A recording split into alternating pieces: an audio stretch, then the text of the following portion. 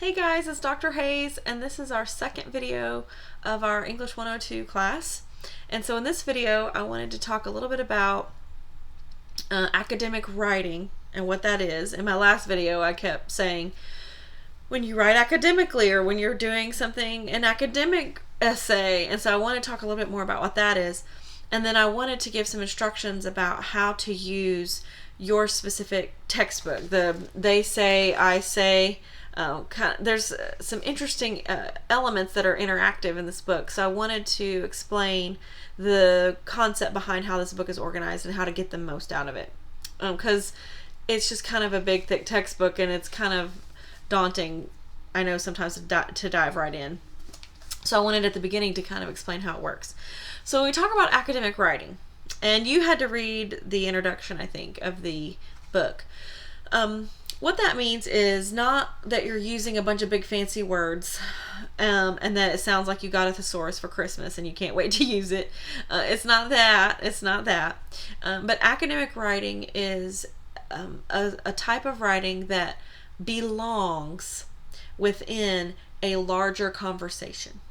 So it's not just your personal thoughts about something. That's more like a blog or a journal or something like that. It's not like that.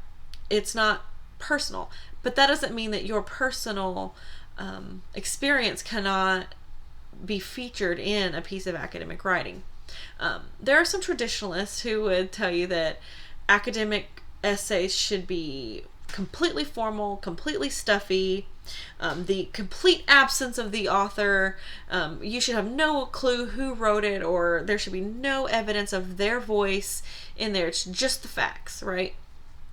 Well, more and more, I think scholars are realizing that that's just not, one, reasonable to expect, or two, enjoyable to read. Right? So more and more academic writing is a little bit more personal. It has some personal content in it, because that is a real person who's doing this research, and it's a real person who's drawing conclusions from the research they're doing, and they're applying their own personal experience to the opinions and the ideas that are coming out of this research. So in this class, we'll kind of talk about ways to balance the presence of the personal author in with the factual research that's being done. But the point is that what makes academic writing academic is that it belongs in a big conversation, right? It belongs within a body of work that other people have contributed to, right?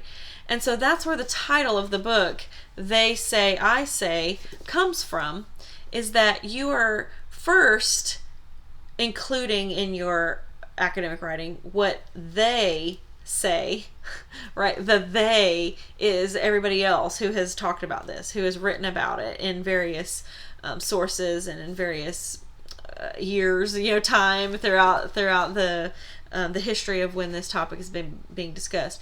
So you're referencing they, right? Who are they?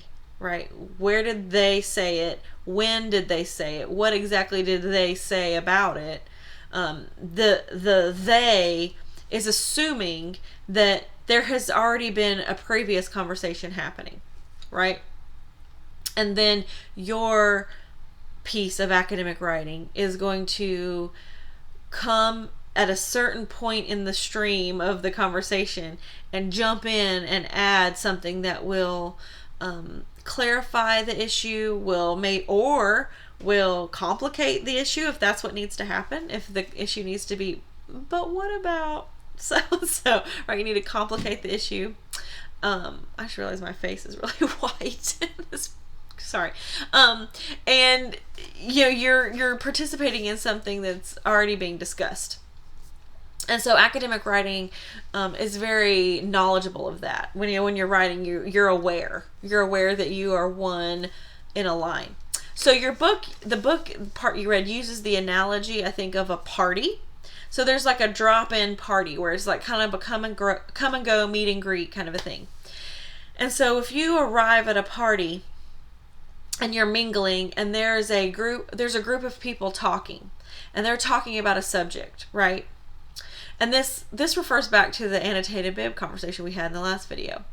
If you're walking up to a group of people and they're talking, you're not just going to jump right in and start, whoa, and blah, blah, blah, blah. You'll look like an idiot, right? You're going to meander up to the group. You're going to kind of see what everybody's saying. Make sure you get the gist and you get the lay of the land, to use my phrase from the last video. And you will see what's happening. And what, okay, he says this. He's pretty much disagreeing. She kind of agrees with both of them in different ways. Okay, I've got it. Then you're ready to say, excuse me, have you considered XYZ, right? Have you considered this? And you're ready to join that conversation. And then the people will turn to you and say, oh, interesting idea, new person. And they will take what you have to say seriously because you have done it in the proper way. You have made sure you understand what everybody is already saying, what has transpired in the conversation already, and then you will introduce your own ideas. And then the way academic writing works is that after you few discuss it, the first guy, he might have to go home and feed his dog, so he'll leave, right? And the rest of you will continue. A new person might come up and kind of watch for a little while, and then they'll add their own in, right? Excuse me. And so you guys will keep talking about it. And then at some point, you will, oh, I need to excuse myself or whatever. And you'll leave the conversation for whatever reason, that you will have moved on from that topic. And then the people who come after you they'll keep talking about, new ideas and the new information that has come to light, even after the old guy left, after you've left, the new people will keep talking. That's how the stream of academic research and writing happens. And it's been happening for, hundreds of years.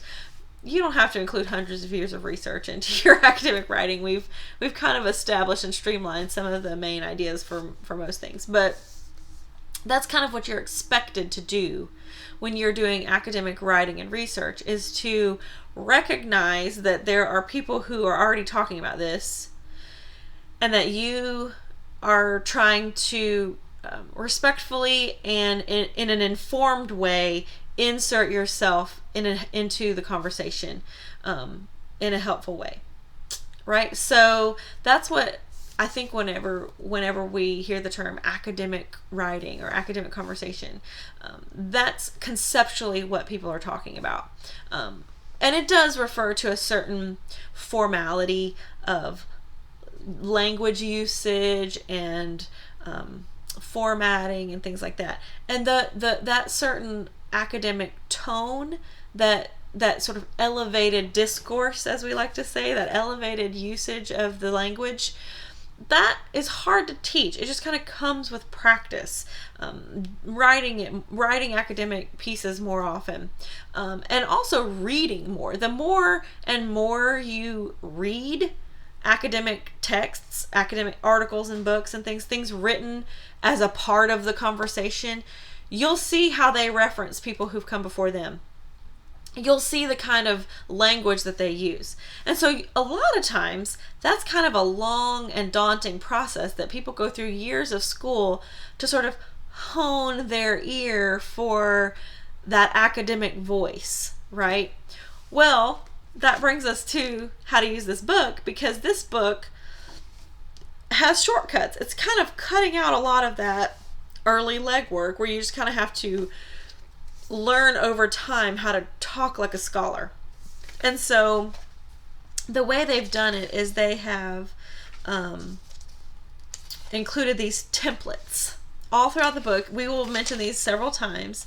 There are these templates where they have said people who write academic writing agree that there are certain acceptable ways to introduce a quotation into a paper. There are certain acceptable ways to refer to a quotation and describe it after you've said it. There are certain acceptable phrases to use to establish the authority of a source or an author you're using. There are certain phrases that we all use to express our disagreement with a common viewpoint, right? And so instead of having to comb through lots of academic writing to glean these phrases for yourself and just kind of pick them up over time like you would a language. This book is like, nah, bump that. Here's what they are. Here's some templates. Here's some fill in the blank, plug and play phrases, so they can kind of demystify the academic vocabulary for you, so that the information is what you can focus on. They have throughout the book. There's the in the introduction they have this template of templates, right? The template of templates, and this is sort of, you can write a whole essay just using this. Now there's a blank in each template. The templates they provide, they have blanks in them. Those blanks are not just for like one word. Sometimes that blank represents a few sentences where you're putting in the information for your own topic. So it's kind of deceiving. Like a whole essay would be that short. No, some of those blanks represent whole sentences where you'd put in, or even a whole paragraph where you'd put in. But the template sort of helps you sort of not have to guess about how to academically set up the essay, right? It gives you some ideas. So throughout the whole book and all the chapters, depending on the subject being focused on, or the certain element of each essay that's being focused on in the book, they will give you a list of helpful templates. Like if you are using a source and you'd like to disagree with it, here's like 10 ways that you can set that up, right? So we will refer back to these templates more in the course of the rest of the semester. I also wanted to mention this cartoon. I think this is kind of a helpful cartoon. I forgot, my fingernails are red. This cartoon that mentions why the they say, I say concept is going to be applied throughout this whole book to academic writing. So these templates that they're using are helping you really sort of commit to the they, right? Because I mentioned who they is. I mentioned at the beginning, they is this group of people at the party who you're coming up and talking to. Well, the they is only the first part. Then you have I say, right? So after you have established who they are and what they are saying, then it's time for you to have I say. So this is what I'm saying. And so your I will be much more impactful and meaningful and credible if you establish they beforehand, right? And so a lot of students are like, well, this is what I think, and if you don't like it, then you can just read something else. Well, that's not really how respectful academic writing works. You need to pay respect to the people who came before you and give them credit for doing the legwork that they've done. So this cartoon illustrates why the they makes your I viewpoint much more meaningful. So you have a guy who's saying, the characters in this film are very complex, right? And so everyone's like, okay, good announcement, good observation. Yes, there's no conversation there. Like, that's an obvious, the characters in this film are very complex. That's true. That it could be true. Like, yeah, okay, there are complex characters. Why is he telling me this? One says, so, and later on in the semester we'll talk about the so what. Like, you have to justify why this topic is necessary for your reader to read. Like, yeah, and right. But then they edit it to say, to incorporate a they. So in your essays, I'll be looking for, do you have a they? Who is this essay in response to? And a lot of times it's just sort of a undefined perspective of the culture, right? Like in this one, he says, in the cartoon, I'll bring it to you. Some say that the characters in the film are sexist stereotypes. In fact, however, the characters in the film are very complex. And so then the audience is like, oh, I guess that's a good point, right? So his thesis is the same. The characters in the film are very complex. That wording has not changed from here to here. The characters in the film are very complex. His core assertion about this film is still intact. The characters in the film are very complex. However, by establishing a they viewpoint ahead of time, some say that the characters are sexist stereotypes. However, the characters are actually very complex. That's an interesting, oh, okay, so tell me more, right? You have established an issue about which there is disagreement, right? You have established some people think this, I, however, think this. Back that up, sir. You know, you've established a context for research, right?